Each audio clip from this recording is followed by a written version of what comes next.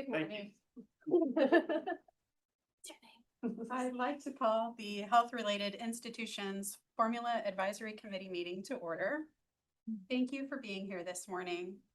I am Kristen Nace from the Texas A&M Health Science Center, and I am the committee chair. Please be advised that this meeting is being broadcast over the internet and recorded, so I would ask that all attendees please silence your phones. Also, since we have some participants meeting via Zoom, please mute your connection until you're ready to speak, just to prevent background noise. Thank you. So let's begin the roll call. All right, great. This is an alphabetical order. Mr. Alford, Here. Ms. Gomez Leon, Here. Mr. Guajardo, Here. Ms. Harkey, Here. Dr. Lang, In El Paso. great. Mr. Lewis, Here. Ms. Maureen Hill. And we know she's running. Good morning, on by phone, and I will be in your room in 10 minutes. Thank you. Dr. McCullers, Present. Mr. Miller, Here. Ms. Nace, Here. Ms. Shear, Here. Ms. Smith, Here. Mr. Tremonte, Here. Ms. Withers, Here. all are present. Thank you. Quorum is present. You may all be aware that University of Texas Dell Medical School will be represented by Mr. John Alford. The Higher Education Coordinating Board will consider his nomination to the HRI FAC at the October meeting. I make a motion that until that time, Mr. Alford would participate as a non-voting member. Will all in favor please say aye? Aye. All opposed, same sign. The motion passes. Thank you. Okay, moving on to item number 4, which is approval of the minutes. I'll go ahead and turn it over to Mr. Kemp Lewis.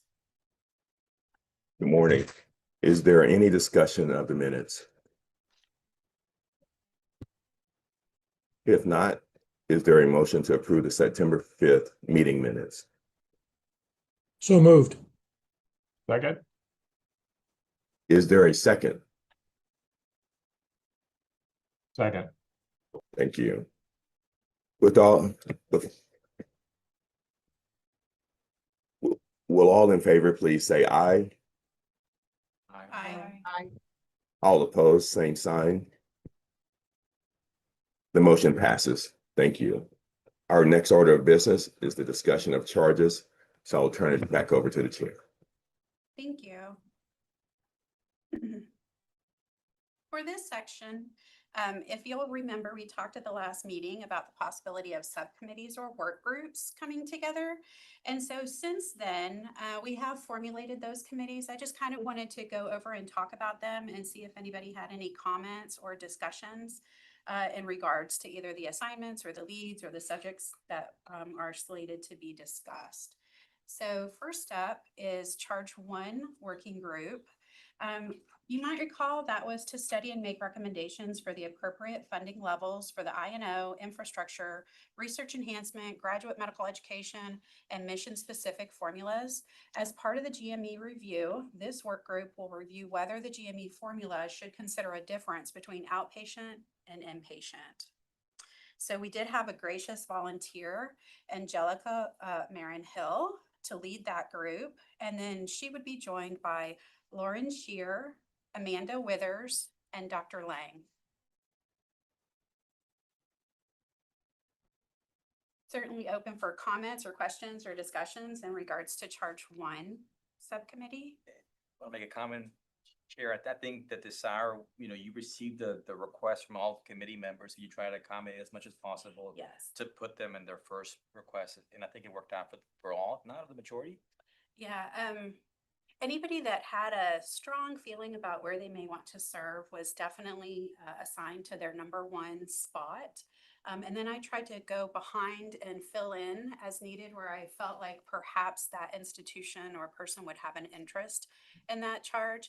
If you feel as though you are not suited for the charge or the workshop that you've been assigned, it is not too late to have that changed. So I do want to make sure that everybody is comfortable with their subgroup. So please feel free to speak up. This is Rick Lang. Just a quick question for clarification. By the way, thanks for allowing me to serve and with Angelica as the lead. With regard to the charge about whether the GME formula should consider a difference between outpatient and inpatient, could there be some clarification? And I say that because most GME programs, whether you're in pediatrics, surgery, obstetrics, internal medicine, family medicine, psychiatry, have an inpatient and an outpatient component. So I'm wondering, with regard to that charge, just some clarification so we can provide the appropriate recommendation. Dr. Lang, this is, if I may, this is Angelica. I'll comment on that if. Go ahead, Angelica. Oh, thank you. So the thought behind raising this for consideration, knowing that residents certainly do rotation cycle through inpatient and outpatient, was really the on the revenue side. There are other sources of support for the time that residents spend in inpatient settings, less so for the outpatient and increasingly less. And so that was the discussion that we wanted to raise for consideration. And the objective really would be for additional support, not necessarily, bifurcating current GME formula support, if that helps. Very helpful. Thanks, Angelica. I should have reached out to you before I involved the whole group. No, actually, I'm glad that you did, because this is certainly an important issue, I think, for all of the health-related institutions. Thanks.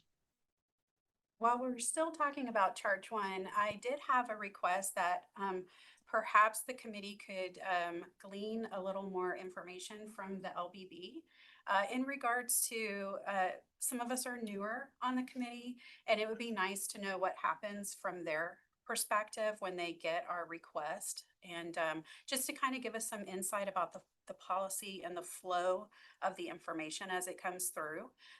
Honestly, I wanted to bring it to the full committee to find out if you would think that charge one would be a suitable location and an audience for that particular discussion, or if you think that the committee as a whole would benefit from hearing from the LBB, and then we will certainly formally invite them.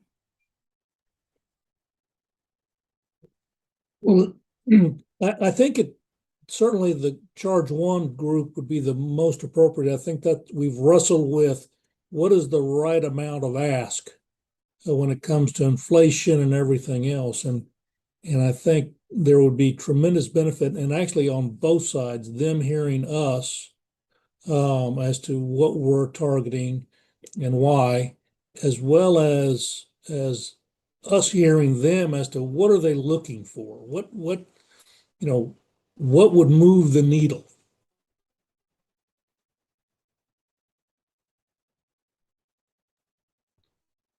Any other thoughts? I would agree that charge one is where that's most applicable. But if you isolate that to just members of charge one, then there might be other members that may not, be as familiar as others of us that wouldn't have an opportunity to understand that process, if that's what you're thinking there. I agree. I think all of us are heavily invested in charge one. Not everybody is as invested in charges 2A and 2B, but I do think it would be an opportunity for us to hear both sides and understand the context as the report is developed more fully for charge one specifically. And I think I'll speak up a little bit. I think the desire for for charge one is to, while we're grateful for all the support we got from the legislature, there hasn't been a rate increase in the last couple of bienniums. And I know that's an important aspect for the at capacity institutions, for those that are already at capacity or some that may be reaching at capacity in the near future. So I know that putting a focus on that and having that discussion, I think will be important for working group number 1.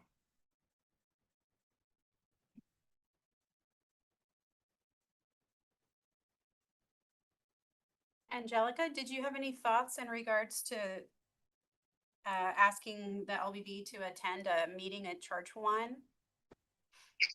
Thank you, Kristen. I'm sorry, the connection was a little spotty. I think I caught all of the comments. Would welcome that, certainly. I think these are charges that impact all the health institutions, and we would absolutely benefit LBB's attendance and support. Okay. That sounds great. Any other questions or comments in regards to Charge One? Okay, we'll move on to Charge 2A.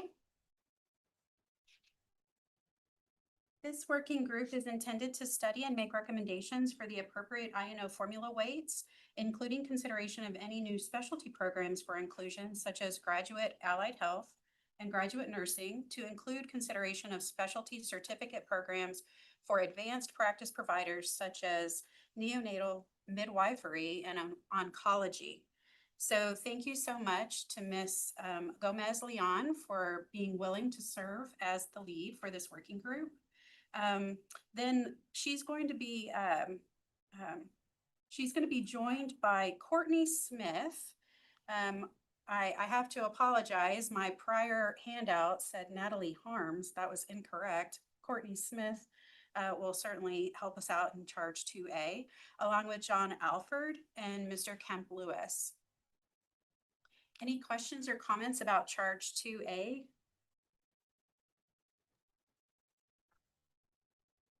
I do think I might want to just alert Penny and Lauren that I may just reach out to you to just maybe remind myself if I get stuck on, what the calculation was, or maybe some of the old documentation that we may want to rehash from some of the other schools that participated in this last year. I'd love to be able to just continue to ping on you, if you will, but I won't commit you to 2 working groups this time around, though. Thank you. Jenny would be happy to provide whatever information you all need as y'all work through Charge 2A. I've already talked to our finance department about that, and they're expecting it. So happy to help as needed. Same here, Jenny. Thank you. And I look forward to working with those that have joined either willingly or by default. But I look forward to having this conversation on improving this weighted formula for these programs. Thank you. Any further discussion on Charge 2A? Okay, moving on to Charge 2B. This working group is intended to study and make recommendations for the appropriate INO formula weights, including consideration of any new specialty programs for inclusion, such as graduate behavioral health and optometry. Mr. Mike Tremonti has been willing to lead this group, which I am very thankful for. And he'll be joined by Penny Harkey, Dr. Jonathan McClures, and Michael Miller. Any comments, questions, or discussion regarding Charge 2B? Not at this time. Okay. You may notice that Tomas and myself have not technically been assigned to any particular work group. Our hope is to visit these meetings as we can and to kind of keep up with the leaders to ensure things are moving forward. On that note, if the subcommittees would have an opportunity to meet prior to our November meeting and perhaps bring an update to the committee on the work or progress being made, that would be fantastic. Just looking at showing progress at the November meeting, no expectation for any sort of final determination to bring forward to the committee is expected. It would be great if that were the case, but not expected. If possible, we still are aiming for the November meeting to have recommendations to the full committee. And if needed, we could always book a January meeting. But I am hoping that we can get this wrapped up in the month of December. One more item to consider as you work through your subcommittees and your work groups, please reach out to Melita and the Higher Education Coordinating Board with any data requests that you might have. The earlier the better, as you can imagine. She may have to reach out to others in her office and organize and coordinate the data gathering process. It would be fantastic if you could provide her with as much lead time as possible. Any further discussion in regards to the charges or the work committees? So just clarification, and you're hoping to have everything wrapped up by December? Yes, yes. If I may ask a question, I'm sorry, I might have missed it as I was walking in.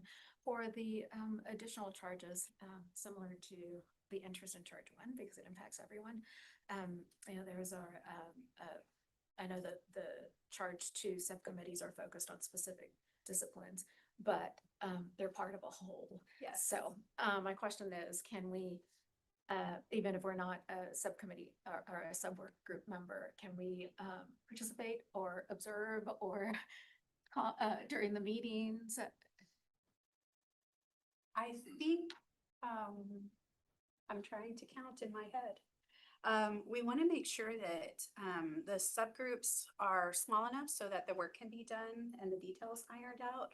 But I'm sure if you have a particular interest in subgroup 2A or 2B, if you could reach out to the leads and maybe the leads can let you know how things are going and all of that stuff. And perhaps when their next meeting is, if you're interested.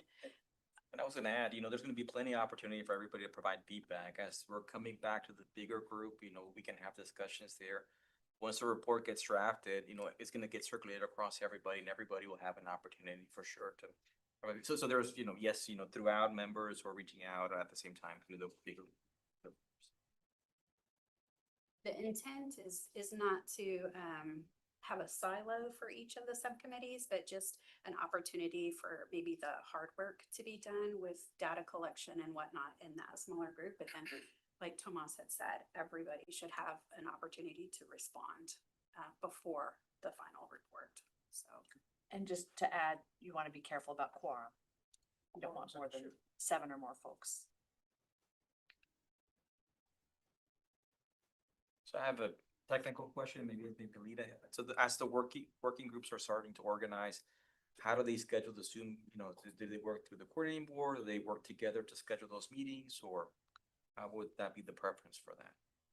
I mean, I think it's really up to you all. If you want me to help you coordinate, I can. It might be easier for you to do it directly, but it would be helpful for us to know when you're meeting, and if we can observe, that would be helpful as well. So it's really whatever works best for you all.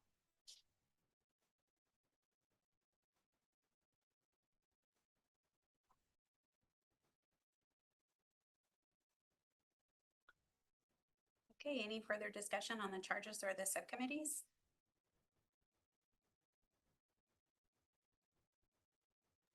Melita, Rick Lang from El Paso, just a quick question.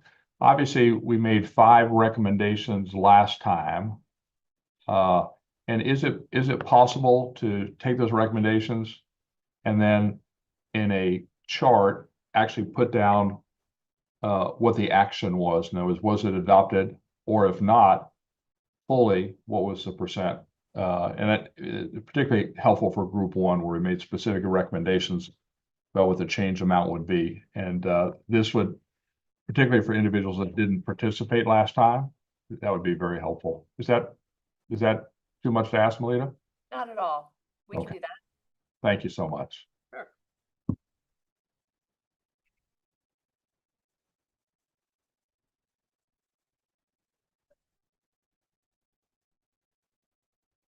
Okay, moving on to item number 6.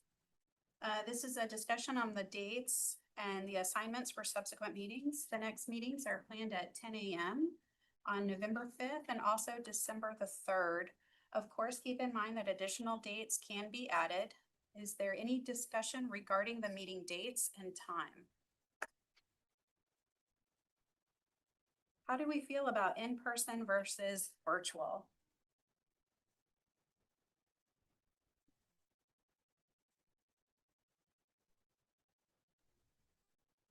Is anybody opposed to having a virtual meeting in November? Okay, we'll try it out. We'll go for a virtual meeting in November. fine. We'll figure out December next time. Does anybody wish to request any additional materials from the Higher Education Coordinating Board at this time?